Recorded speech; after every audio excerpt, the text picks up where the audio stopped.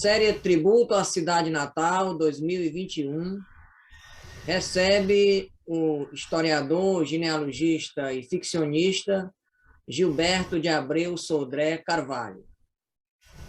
Dr. Gilberto de Abreu Sodré Carvalho é autor de diversos livros que transitam por campos variados, que vão da gestão a livros específicos do campo do direito, a obras literárias, a estudos no campo da história social, é também a genealogia um de seus grandes fascínios. E, notadamente, um estudo de uma família pioneira do norte do Piauí, os Carvalho de Almeida. Família pioneira do povoamento da antiga Barras do Maratauã. É sobre os Carvalho de Almeida, pioneiros do povoamento da antiga Barras, aquém e além mar, que Dr. Gilberto de Abreu Sodré Carvalho vai falar neste encontro de hoje. Boa noite, Dr. Gilberto. Uma grande alegria tê-lo conosco. Boa noite, Gilson. Tudo de bom para você. E vamos ver se as pessoas sabem mais, né, sobre os Carvalho de Almeida. Então, antes de começar a leitura, porque é um texto denso, porque se refere a muitos personagens, né? Então tem que ser feito por escrito mesmo, não há como confiar na memória, especialmente quando se precisa de ter precisão. Os nomes são comuns, semelhantes um ao outro, e os sobrenomes também, então tem que ter uma certeza de estar se falando a coisa com clareza e com exatidão. Então, esse sobrenome Carvalho de Almeida, ele vem lá de Portugal, do norte de Portugal, da região de Braga e de Ribeira de Pena, que é uma cidadezinha, um vilarejo lá. E toda essa gente que se juntou no Piauí tem parentesco entre si, todos vieram ao mesmo tempo, no final do século XVII e início do século XVIII, todos indo para a mesma região. Uma personagem muito conhecida, né, dessa parentela toda é o padre Miguel Carvalho de Almeida, né, que foi conhecido de todo historiador do Piauí, né. Então vou começar a leitura e eu peço ao meu querido Gilson que intervenha, né, quando achar que deva fazer isso, né, com perguntas, com esclarecimentos, porque ele é pessoalmente um grande conhecedor desse assunto, né? Doutor Gilberto, eu vou deixar para fazer alguns questionamentos ao fim de sua fala, ok? Perfeito. Então vamos então começar o que eu preparei para apresentar. Antônio Carvalho de Almeida e sua esposa, Antônio Carvalho de Almeida, vamos chamar de o Velho, né? Que é o primeiro desse nome que aparece na nosso resumo aqui, e sua esposa Maria Eugênia de Mesquita Castelo Branco, foram os primeiros habitantes do lugar Batalha. Conforme pesquisas recentes de Valdemir Miranda de Castro, em comunicação pessoal Edgardo Pires Ferreira, de agosto de 2014, o lugar Batalha surgiu a partir da carta de data da Sesmaria Caraíbas, concedida a 18 de julho de 1737 ao casal Antônio e Maria Eugênia, pelo governador do Maranhão e Grão-Pará, João de Abreu Castelo Branco. Nessas terras, Antônio Carvalho de Almeida fundou a sua fazenda, uma fazenda situada na margem direita do Rio Longar. O padre Tomé de Carvalho e Silva, tio de Antônio Carvalho de Almeida, que havia sido vigário da Mocha, atual Oeiras, era proprietário de terras na freguesia do Longar, tendo fundado ali as fazendas Vitória e Tranqueira, ao longo do rio Longá, do lado direito do rio. Antônio Carvalho de Almeida, Antônio Carvalho de Almeida, o velho, seu tio, estou repetindo a coisa, e o padre Tomé de Carvalho e Silva pleitearam e receberam cartas de data de Sesmaria em 1739, nos seus nomes e nos nomes dos 3 filhos de Antônio. Sustentaram o pleito no fato de terem fundado fazendas de gado vacum havia mais de 33 anos, ao longo do rio Longá, do lado direito, rio acima, entre a atual divisa com o município e a antiga freguesia de Piracuruca, no estreito do Rio dos Matos, antigo Mato Grosso, onde começava a Fazenda Vitória, até a Fazenda Boa Esperança, passando pela Fazenda Tranqueira até lindar com a antiga Fazenda Taguari, na confluência do Riacho Taguari. Antônio Carvalho de Almeida casou-se em 1726 em Parnaíba com Maria Eugênia de Mesquita Castelo Branco, nascida cerca de 1710, na Parnaíba. Falecida provavelmente no lugar Batalha, onde hoje se encontra a cidade de Batalha. Ela era filha de João Gomes do Rego Barra, não é Barros, mas sim é Rego Barra, e Ana Castelo Branco de Mesquita. O casal se transferiu definitivamente para a Fazenda Vitória, situada nas terras do atual município de Esperantina,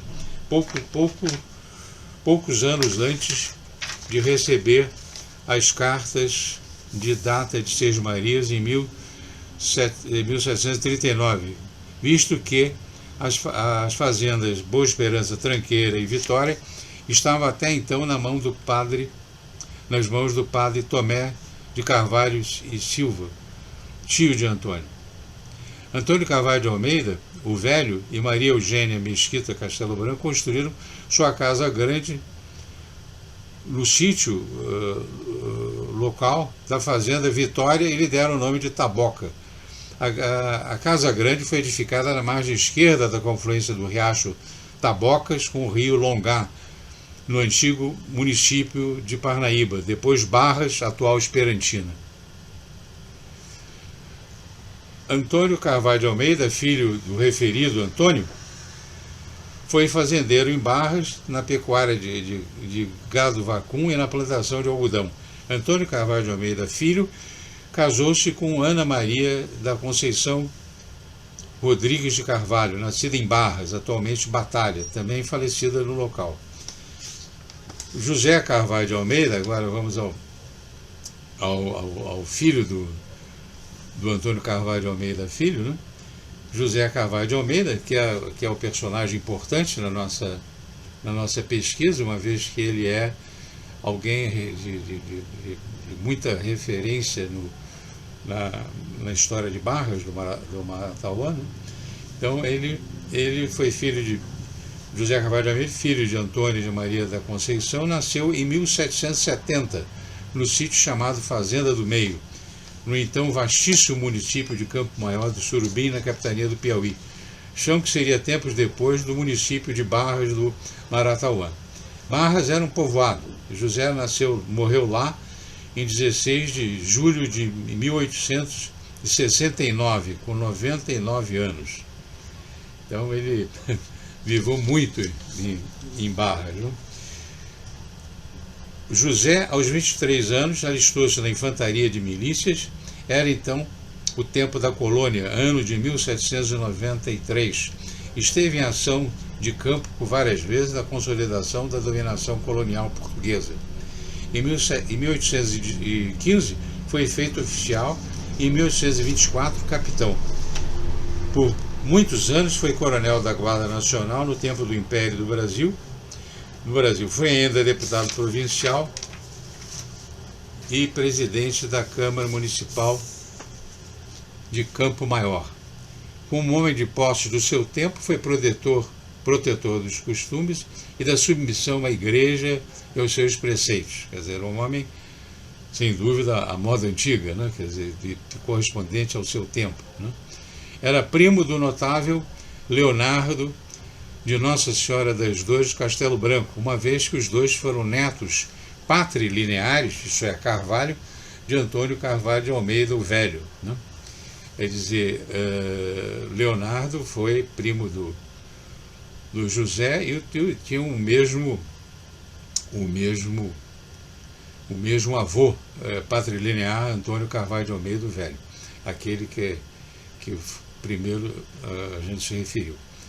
Cabe cuidar da formação histórica do município de Barros do Maratauã. Importa fazê-lo para mostrar como José Carvalho de Almeida tem a ver com o assunto. Em meados do século XVIII, o coronel Miguel Carvalho de Aguiar, filho do famoso Bernardo Carvalho de Aguiar, e assim possivelmente parente do nosso José, ainda que eu não saiba como, começou a construir uma capela em louvor de Nossa Senhora da Conceição, nas terras de sua fazenda Buritizinho, em meio à povoação nascente chamada das Barras.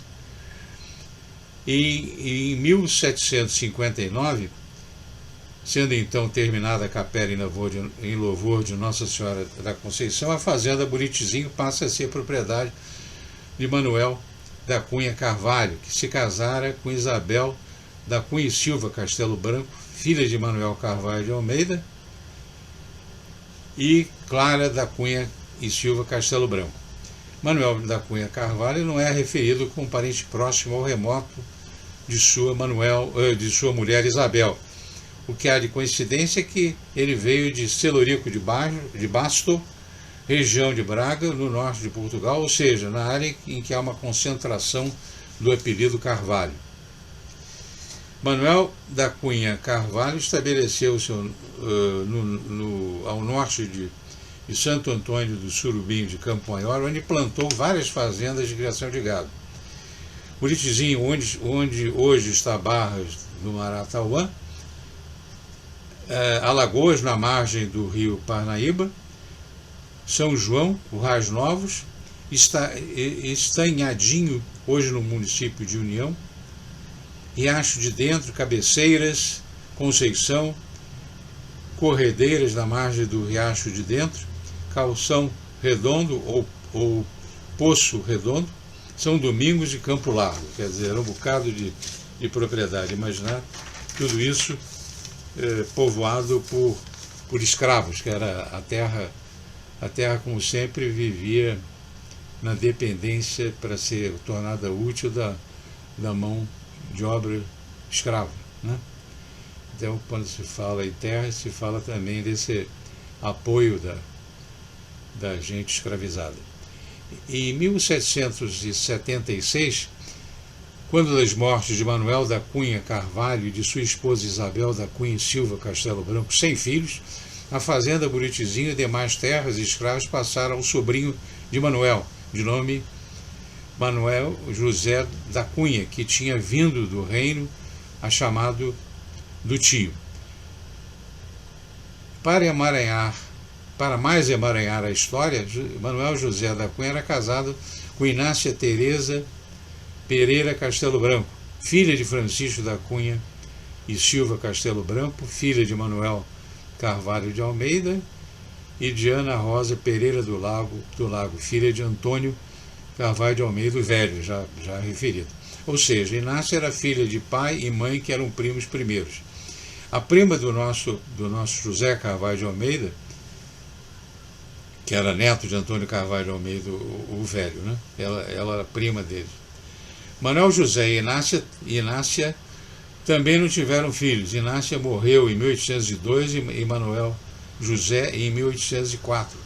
Por testamento e atos paralelos, estando doente, logo antes de sua morte, Manuel José da Cunha nomeou procurador e administrador de seus bens o seu parente Francisco Borges Leal Castelo Branco.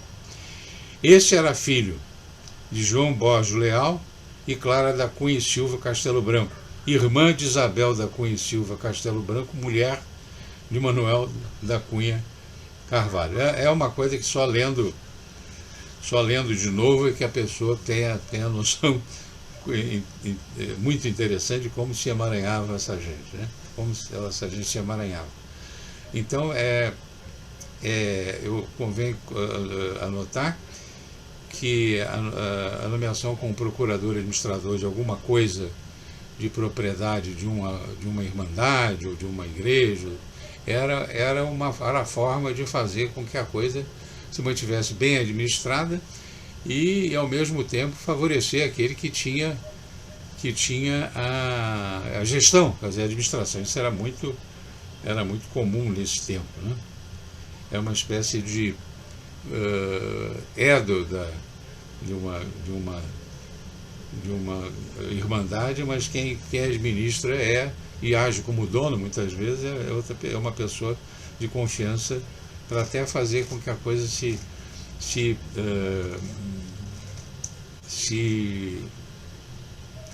mantenha do jeito que foi querido por aquele que praticou o ato de doação, né?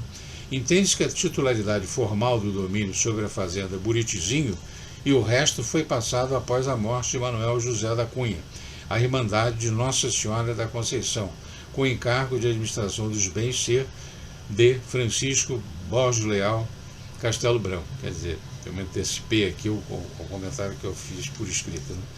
O fato é que Francisco Borges Leal Castelo Branco e Ana Rosa do Lago, de quem ainda não sabemos quem foram os pais, conforme o Espírito próprio, o Espírito Ferreira também não sabe, né? Ou não sabe antes de mim, né? Tem uma filha, a que chamam Francisca, que vai assumir em documentos o nome inteiro Francisca Castelo Branco.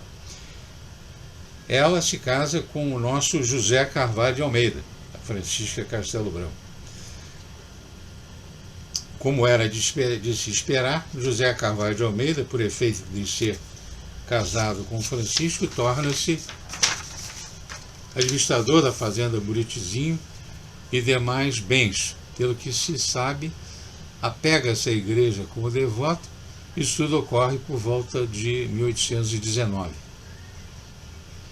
Em 1831, José inicia a construção de uma nova igreja para ser matriz de Barras de Maratoá, em lugar da igreja Nossa Senhora da Conceição. O novo templo é chamado do Santíssimo Sacramento.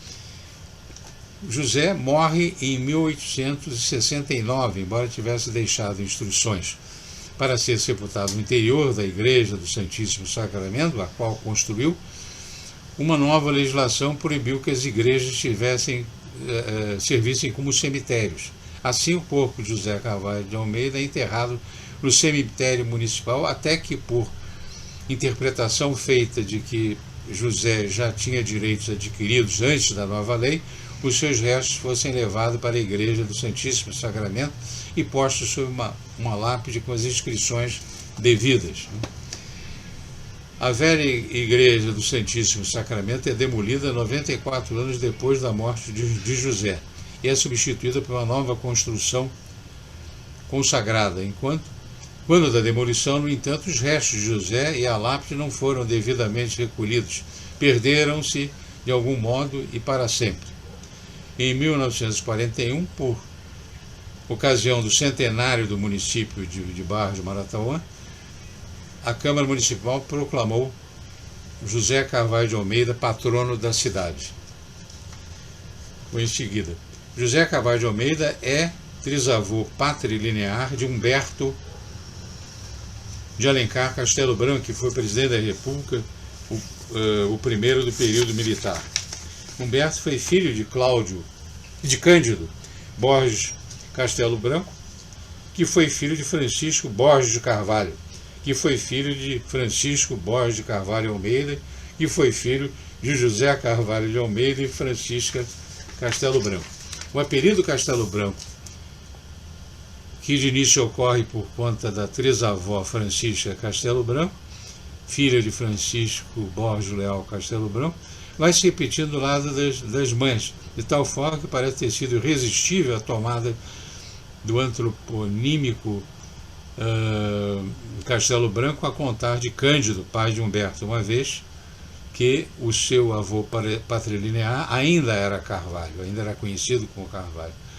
Cândido Borges Castelo Branco nasceu em Campo Maior, Piauí, vindo a casar-se no Ceará, onde nasceu Humberto. Esse é o resumo que eu fiz, isso eu tirei de um outro esforço de pesquisa que eu fiz, e acredito que esse registro seja levado em conta em memória de José Carvalho de Almeida, né?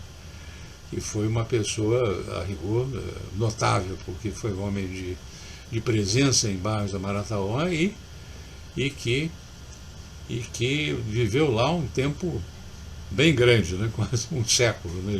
de presença lá, né? E antes ele esteve, provavelmente, essas terras, eles eram, num passado mais remoto, eram também de gente ligada, gente ancestral do José, né? Como o Antônio Carvalho de Almeida, o velho, né? Então era isso que eu tinha a dizer. Agora fico à disposição do meu querido primo Dilson sobre essas questões, né? Vou pontuar aqui algumas questões, mas eu gostaria só de ressaltar que o historiador Gilberto de Abreu Sodré Carvalho tem raízes na antiga Barras do Maratauã. Daí o seu interesse renovado e renovado por pesquisar também famílias desta cidade de Barras. A princípio, eu gostaria de pontuar aqui que ao longo aí das 2 últimas décadas, nós tivemos um substancial aumento da pesquisa genealógica em torno de famílias que povoaram a região da antiga Barras.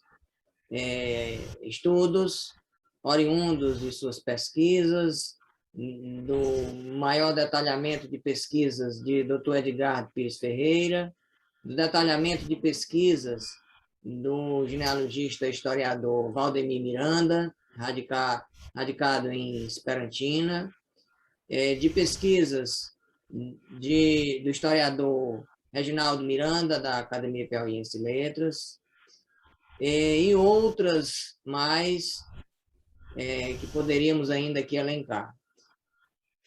Então, diante de tanta descoberta recente sobre figuras do passado, especificamente de nosso passado colonial e imperial, sobretudo de informações sobre essas famílias, está muito claro a teia de como se constituiu enquanto assentamento humano, de como se constituiu Barras do Maratauã. São muitas informações que nos dão uma dimensão muito exata disso, mas nós sabemos que há sempre o que se vasculhar em termos de história, em termos de genealogia. O que o senhor acredita é ainda muito lacunar sobre esse momento e que poderia ser esclarecido? E aqui eu faço uma pergunta. Seria exatamente o estudo acerca dos Rodrigues de Carvalho, legítimos representantes da Casa da Torre no Piauí? Seria esse ainda o aspecto mais lacunar dessas pesquisas de famílias e seu assentamento humano na antiga Barras? Creio que sim, porque o Rodrigues de Carvalho e quem pesquisou sobre eles detidamente foi o Valdemir, né? E existe dúvidas sobre como entroncá-los com gente anterior, né? no tempo, com antepassados.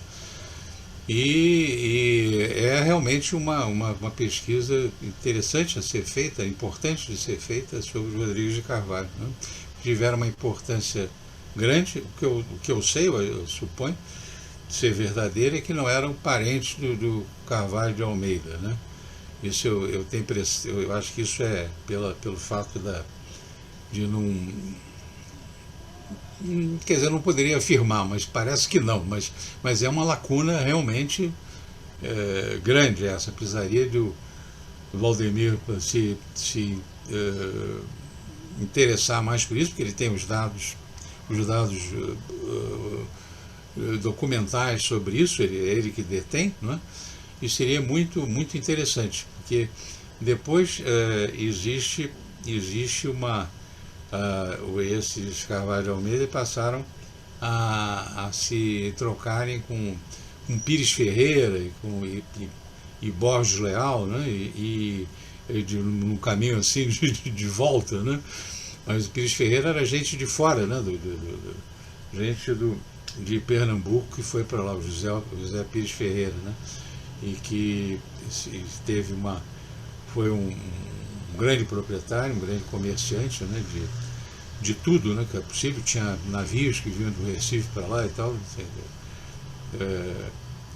E então é uma coisa que tem muita coisa interessante de ver. Outra coisa de se sugerir é que fosse feito algum trabalho de levantamento histórico geográfico daquela região, para saber a sucessão de propriedade da região da antiga Barras, que tinha um território muito maior, né, e fazer esse levantamento, quer dizer, fazer um trabalho, quer dizer, o que eu sugiro seria um mapa histórico do norte do Piauí, ou do Piauí todo, uma coisa que daria muita sensibilidade para os estudantes, porque áreas de tomadas dos índios, né? E tomadas dos índios não por a rigor por nós brasileiros, mas sim por aqueles que então eram portugueses mesmo, né? Quando se fala de Antônio Carvalho de Almeida o Velho, de Antônio Carvalho de Almeida Filho e José, a gente vê gente que tinha, especialmente os dois primeiros, né, que o José já viveu no tempo do Império, são pessoas, eram portugueses que faziam tudo em nome do interesse português, né? E não havia a nacionalidade brasileira. Isso é muito importante. A identificação do brasileiro do ser humano brasileiro com os índios é muito posterior, e essa irmandade que nós vemos hoje, de certa irmandade, né, quer dizer, com seus defeitos terríveis, né, mas de negros, índios e brancos, né, que se vive no Brasil, né, numa miscigenação grande, mas em detrimento sempre de quem tem a pele mais escura, né? Então, naquele tempo havia só o reino de Portugal, o rei de Portugal, e tudo era feito em nome dele. Então seria interessante saber as regiões onde tem as várias etnias indígenas no Piauí, depois a sobreposição para as propriedades ser passadas para as pessoas que tinham importância na dominação régia, né? Então é uma coisa interessante. Isso é uma coisa que aqui em São Paulo tem gente pensando de fazer um levantamento do território do município de São Paulo, para ver como era, quem ocupava essa terra e como é que chegou às mãos de quem agora detém, né? Quer dizer, evidentemente, quando tem um prédio grande em cima de um terreno, não dá para, deixa de ter importância a coisa, mas enquanto ele era terreno raso, é uma coisa interessante de se saber.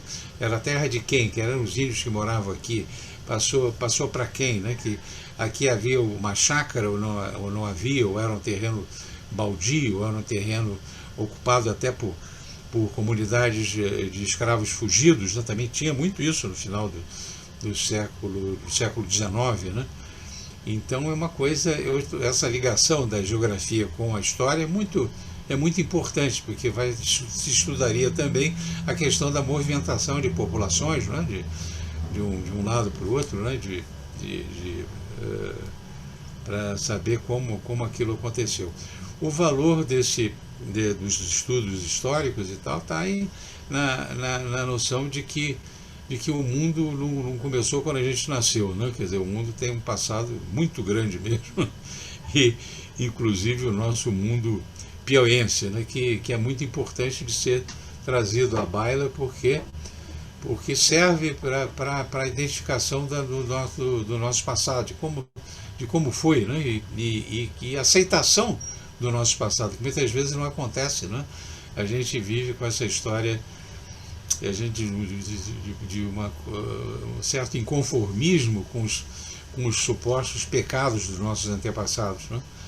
E isso tudo não é verdadeiro se visto à luz da cultura, dos padrões da época, né? Então é isso que eu acho, né? Um fato bastante curioso e que talvez demande uma reflexão oportuna, e aqui eu transformo isso em questionamento, é de que nós vamos encontrar a vida de Barras no final do século XVIII, início e no século XIX, diretamente ligada a Parnaíba e a figuras de Parnaíba. Inclusive, o senhor já escreveu sobre algumas dessas figuras, entre as quais João Paulo Diniz, de quem descende um número significativo de famílias de Barras, sem que, inclusive, algumas saibam. E nós vamos encontrar José Pires Ferreira, João Paulo Diniz, João Gomes do Rego Barra, e outros, né? São nomes cuja descendência se faz presente na cidade de Barras. Então, nós vamos encontrar uma ligação efetiva de Barras com Parnaíba, do ponto de vista familiar, do ponto de vista econômico, do ponto de vista social, mas essa relação ela poderia se dar também com Oeiras, apesar da distância geográfica, e com a capital do Piauí. E nós não estudamos Barras, ou tentamos compreender, com relação com Oeiras. Nós vamos compreender Barras com sua relação com Parnaíba e com sua relação com Campo Maior.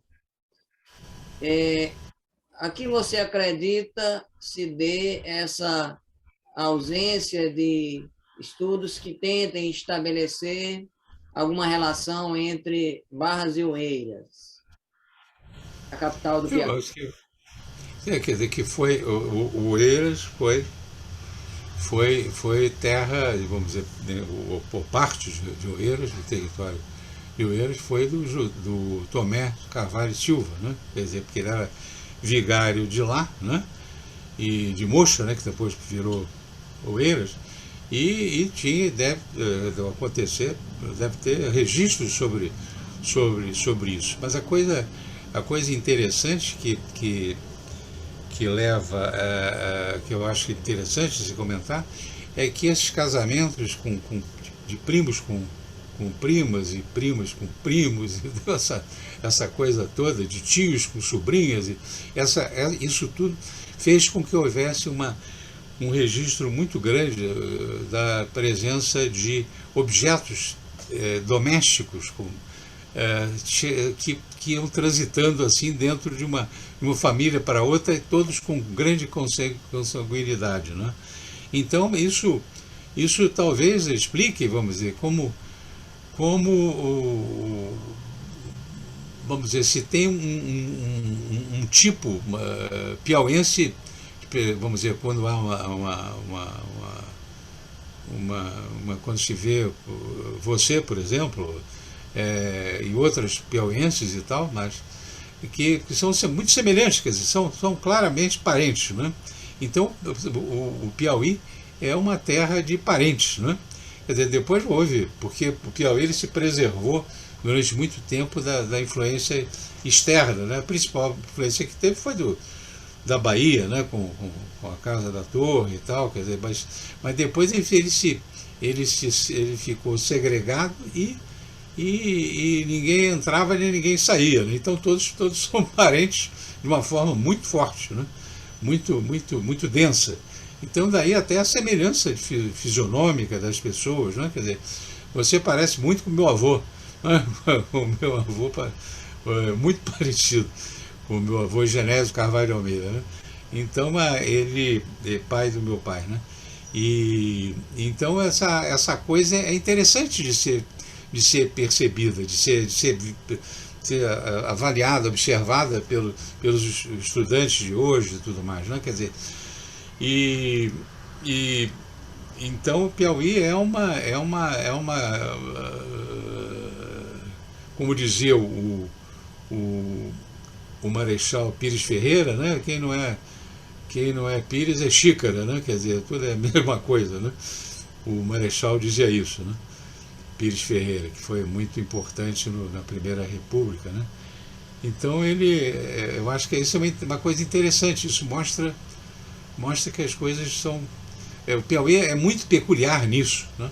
Muito peculiar. Doutor Gilberto, há algum tempo o senhor ventilou, vasculhou essa hipótese de os Carvalho de Almeida terem ascendência de se ter uma ascendência na antiga Barras, de algumas famílias terem ascendência, como ascendente o padre Miguel de Carvalho. Essa sua hipótese, o padre Miguel de Carvalho como ascendente dessas famílias, ela está definitivamente superada? Eu acredito que não existe outra solução, vamos dizer, racional e em termos também de argumentação histórica e do que se observa que o padre Miguel Carvalho de Almeida, ou padre Miguel de Carvalho, né, como muitas vezes é conhecido simplesmente, ele era possivelmente, não existe prova disso, mas pai do Manuel Carvalho de Almeida, né, que é o grande patriarca dos Castelo Branco, né? Então isso é uma coisa que eu levantei, que teve apoio de um estudioso português, o Manuel de Soveral, né? Quer dizer que ele teria, o pai do Manuel seria o padre Miguel, que teria tido o filho lá com alguém em Portugal ainda, e depois veio para cá, né? Veio para o Brasil. É uma coisa que é a teoria mais assentada do tempo, em termos de lógica, no trato dos documentos, para eles fazerem sentido entre si, e entender, quer dizer o avô do Francisco da Cunha e Silva Castelo Branco, que foi um homem extremamente rico no passado Piauí, colônia, né? Ele era filho do Manuel e neto do padre Miguel, né? Isso é o que faz sentido, né? É o que faz sentido dentro da opinião de pesquisadores como esse Manuel Soveral, que eu mandei o material que eu tinha e colhido também pelo Valdemir, né, para ele concluir dessa maneira. Ele era uma pessoa com esse tipo de... O Manuel Carvalho de Almeida, que era uma pessoa muito importante também, pai do Francisco da Cunha e Silva Castelo Branco, ele era alguém muito, vamos dizer, bastante importante para ser alguém vindo do nada, né? De ninguém, ou de uma origem não verdadeiramente, vamos dizer, prestigiada em termos de situação social, né? Então se vê que ele teria sido filho do padre Miguel, e como dentro da cultura da época, dos padrões de certo e errado da época, vamos dizer, o fato de o Manuel ser filho do padre Miguel não tirava dele as oportunidades, ao contrário, dava a ele oportunidades, né? Quer dizer, isso não era o fato de ser filho de um padre que fazia com que você fosse menor, né? Ele recebia vamos dizer, aquele prestígio do pai que o protegia, tá, né? Com toda certeza, né? E então deve ter sido alguma coisa acontecida com o padre Miguel de Carvalho antes dele vir para o Brasil, né? Ou para o Piauí, né? Para Então, nós finalizarmos aqui o nosso diálogo, doutor Gilberto, nós encontramos os perfis que existem publicados sobre José Carvalho de Almeida, esta figura que se confunde com a vida de Barras Vila, dão muita ênfase, sobretudo, ao seu lugar social na administração, na construção do Templo Católico em homenagem a Nossa Senhora da Conceição, e nós encontramos uma menor ênfase no seu lugar político, no seu lugar militar. Nós encontramos uma ênfase menor na construção do perfil, nos outros lugares que são ocupados pela figura de José Carvalho de Almeida. Nós sabemos que ele vai ter um papel preponderante, um papel político preponderante para Barras, que está muito além da sua ligação com a construção do templo católico.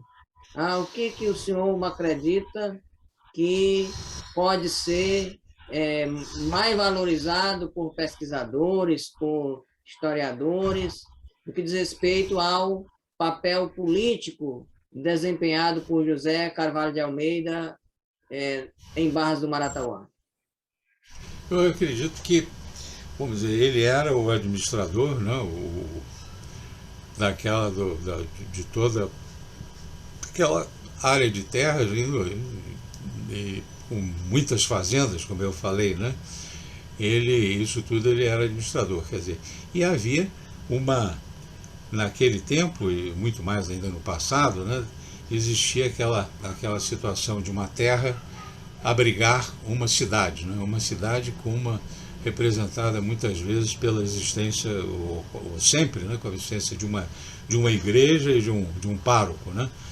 Isso depois, quando a vila aumentava, então, e virava cidade, aparecia um bispo, né? Quer dizer, tudo tem umas coisas correm em paralelo, né? Então, essa falta de registros a respeito do José Carvalho de Almeida com certeza, decorrente de que tudo se achava natural na vida dele, quer dizer, ele mandar e desmandar na própria terra dele, né, onde ele exercia poder, como se fosse um proprietário, né, e de outras áreas que ele era proprietário de verdade. Isso não era uma coisa estranha, né, quer dizer, uma coisa que fazia parte das condições do tempo. Então ele mesmo sem ter, vamos dizer, não ser conhecido, pelo menos eu não conheço esse passado dele, ele era alguém de extrema influência, né? Como acontece nessas situações em que existe uma cidade encravada, ou uma vila antes encravada dentro de uma propriedade, né? A situação de tudo, de água, do que for, ou da manutenção da nutrição da cidade e tudo mais, depende daquele que tem a área que fica em torno. Não existe essa situação naquele tempo de uma área que fosse, uma cidade que fosse, vamos dizer, titular de terras, não, um município que fosse titular de terras, como passou a haver em Portugal nesse mesmo tempo, né? Quer dizer, a Câmara Municipal era também titular de terras, né? Então, naquele tempo, no caso do José Carvalho de Almeida, ele era como se fosse dono das terras e dono de parte, realmente de parte das terras que circundavam Barras e da região, da grande região lá que era Barras, sem precisar ser absolutamente nada, bastava ser o coronel da Guarda Nacional, né, para tomar conta de tudo. Quer dizer, então ele também era uma coisa que vai ser, é uma pesquisa provavelmente muito interessante de ser feita, agora possivelmente não deve ter muito registro, porque era uma coisa natural que o senhor da terra e dos escravos era influente na vida urbana, né? Na vida urbana de uma vila como era Barras, né? Acho que é isso. Isso aconteceu na Europa também, né? Na Europa e Portugal, a mesma coisa, né? Quer dizer, a terra era dos nobres proprietários, né? Quer dizer, que tinham um domínio da terra. A cidade era uma coisa excepcional, muitas vezes consentida pelo nobre ou pelo rei, quando o rei era o senhor da terra. E o próprio fato dele ter se importado com a igreja, né? Mostra uma preocupação, vamos dizer, feudal, entre aspas, né, de querer ser sepultado lá dentro da igreja. Isso é uma coisa típica, né, dos costumes, né, do tempo, assim, meio fora do tempo no Brasil, mas assim, porque repetindo coisas mais antigas ainda em Portugal. Quer dizer, isso é uma coisa... E até a história de não poder... que houve essa lei de não poder mais a pessoa ser enterrada numa igreja, o cemitério não podia ser... ou a igreja não podia ser usada como cemitério, tem a ver com isso, para criar, para distanciar uma coisa da outra, porque a igreja era algo consentido e pelo Senhor das Terras, né? Nós ouvimos o doutor Gilberto de Abreu Sodré Carvalho, historiador no campo da história social, ficcionista, genealogista, autor de mais de 10 obras de grande relevância em todos os campos em que atua, e é autor de um livro de título Os Carvalho de Almeida do Piauí. Doutor Gilberto, muita alegria nossa em poder ouvi-lo. Muito obrigado por sua colaboração para a série Tributo à Cidade Natal 2021. Muito obrigado, Gilson. Eu tive um prazer enorme, né, de me ligar a Barras do Maratauã através de você e dessa oportunidade que você me deu. Tudo de bom. Obrigado.